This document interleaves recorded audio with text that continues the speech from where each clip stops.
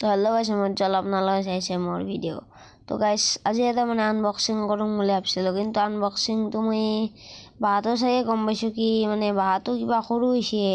মই মানে লাইটটো ডাঙৰকৈ দিছিলোঁ, সৰু হৈছে। এতিয়া এটা বাল্ব পাইছি, চাওক বাল্ব মানে বাহাতো চাইয়ে গম পাইছিলোঁ। এই চাওক খুলে চাব, সেই চাওক ঠঙা এটাত বাল্ব ভৰাই থৈ দিছে। বাহাতত মানে বাল্ব আছে, তো বাল্বটো জ্বলে না আৰু লৰেও ভিতৰে বস্তুটো।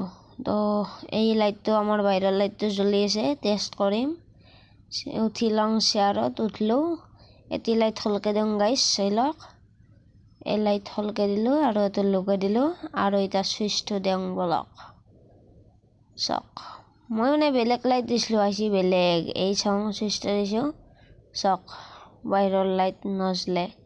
আৰু গাইছ মানে এটা মোক ঠগিছোঁ, চাওক মই লাইটটোত লৈছে 355 টকা, আৰু ইয়াতে লেখা আছে চাওক 299 MRP লাইটৰ বাহাটোত।